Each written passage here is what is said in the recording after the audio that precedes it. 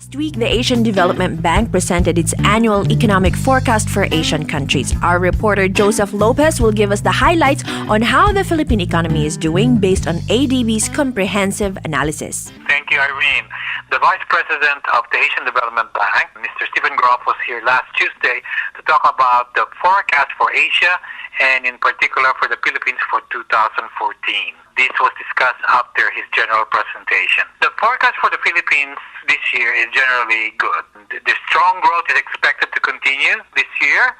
Disasters that happened last year is not expected to significantly affect the Philippine economy.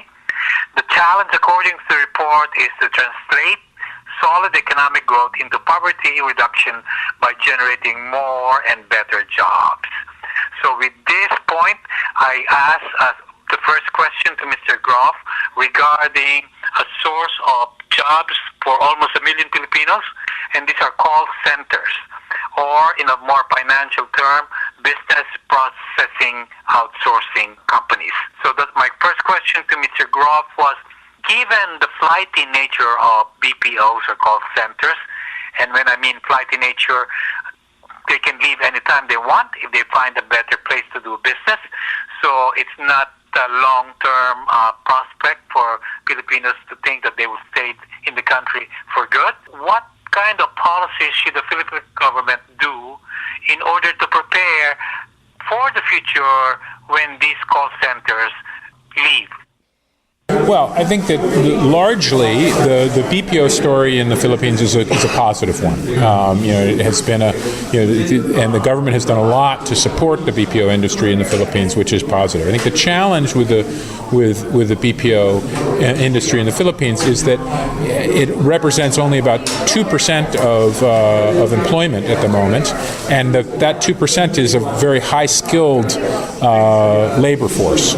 So really, what the country needs to do is be focusing, and in our conversations with the Department of Finance and with other policymakers in the Philippines, they're very well aware of this, is that manufacturing and industry also needs to be important policy focus for the government at the moment. Well, as you very well heard Mr. Groff said, business call centers or BPOs comprise only 2% of the Philippine economy or GDP.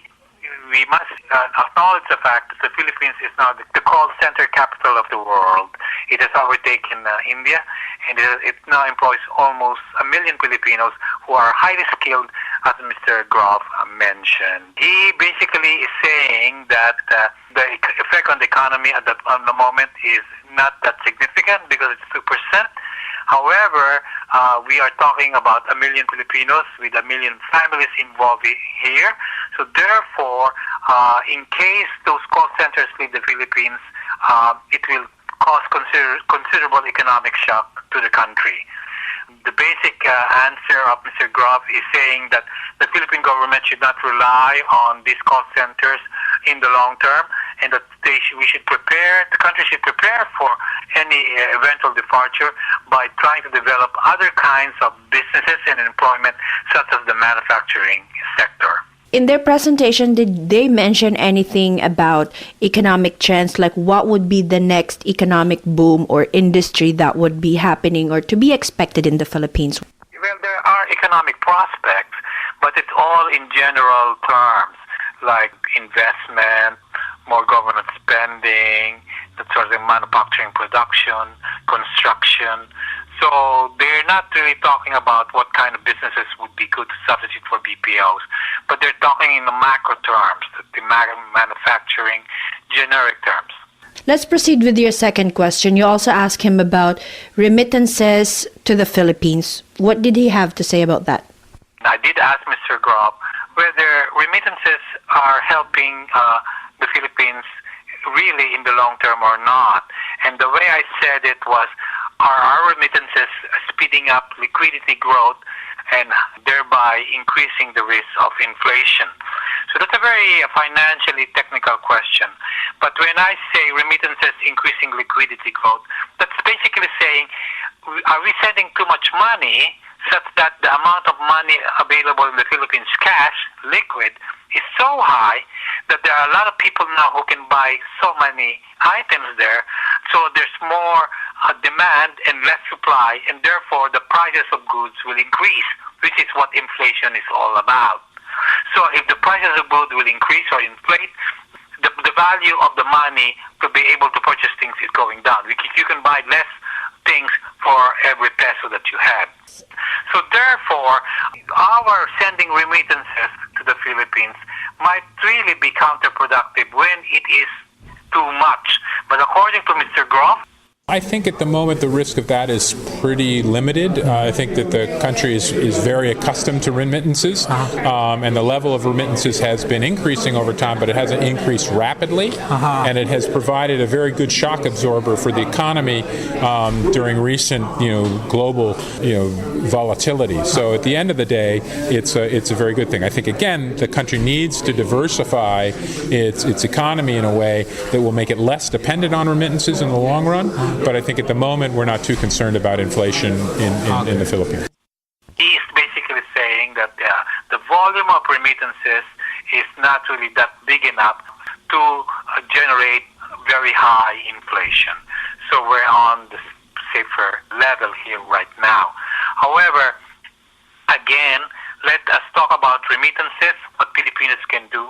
Let us remind our friends and our families in the Philippines, when we remit money to them, if they can, save some of that money, put it in a deposit for future emergencies.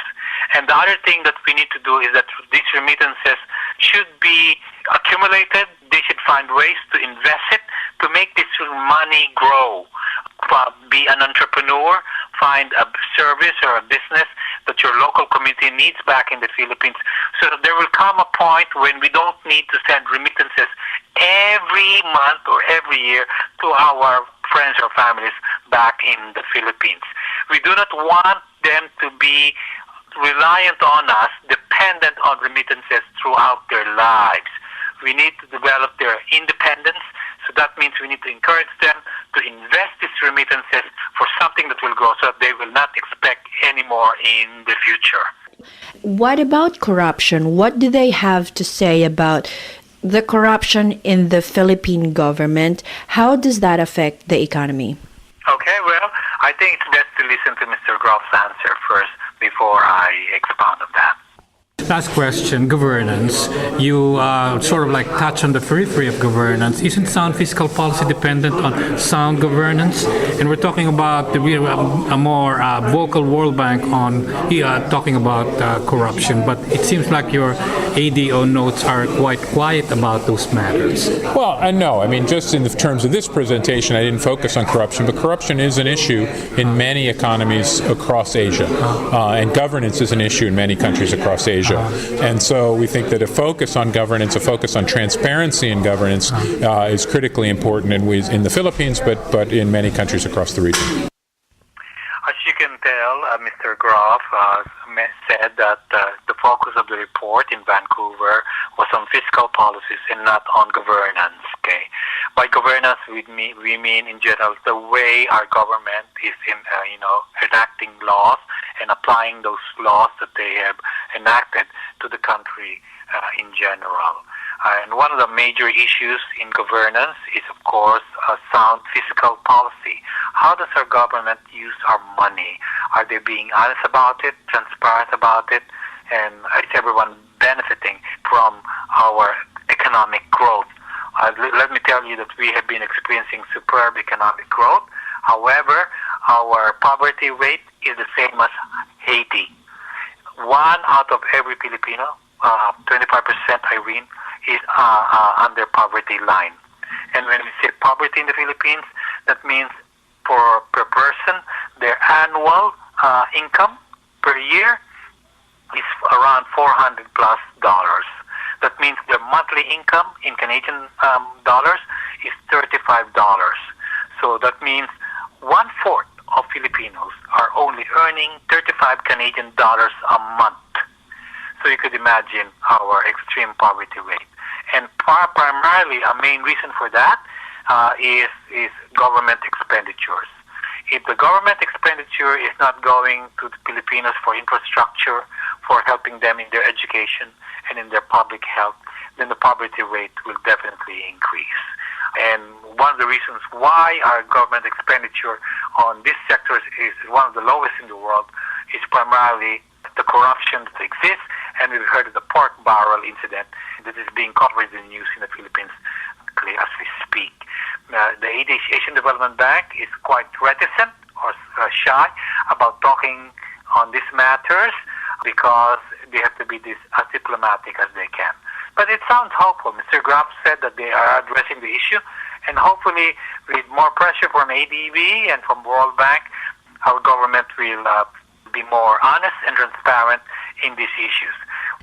Let me cite two cases to you, Irene, that I particularly heard from reliable sources.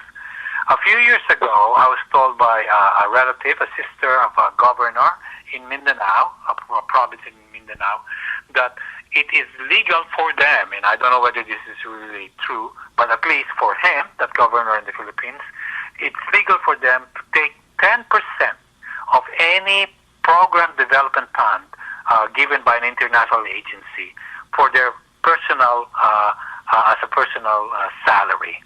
So that means if you are giving $100,000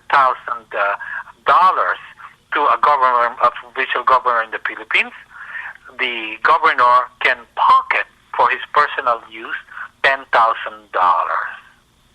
The second thing is I'd like to mention is I know for a fact that when I was in the Philippines, the members of the board of directors for the Social Security system, I was told that a decade ago, were given a monthly salary to the equivalent of $5,000 just to be on the board. There are 20 plus members of the board at that time. So how is it that the board of members of the Social Security Service System, SSS, are given so much, incredible amount of salary, whereas millions of Filipinos in the private system can hardly earn $5,000 a year?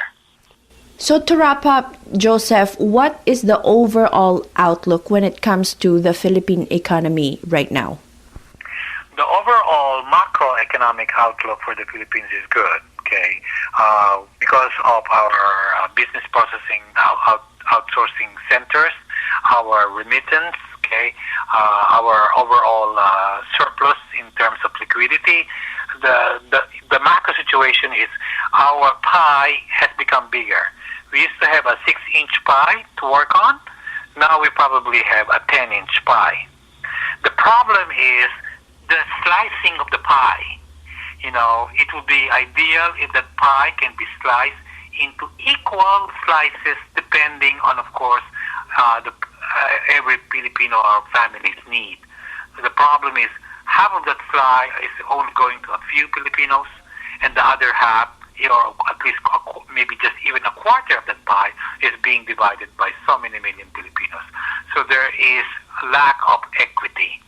So I encourage the Filipinos here in North America and in Canada two things: to communicate with the Philippine government officials their concern, their need for transparent and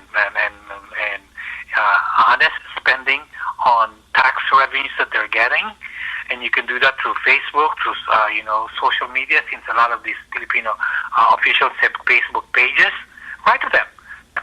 And the second thing is, on a personal basis, when we send remittances back home, encourage our families to find ways to invest these remittances to something that they can grow money from, instead of them relying on our dole-outs every 2 months or every year, because then we're encouraging them to be dependent on us.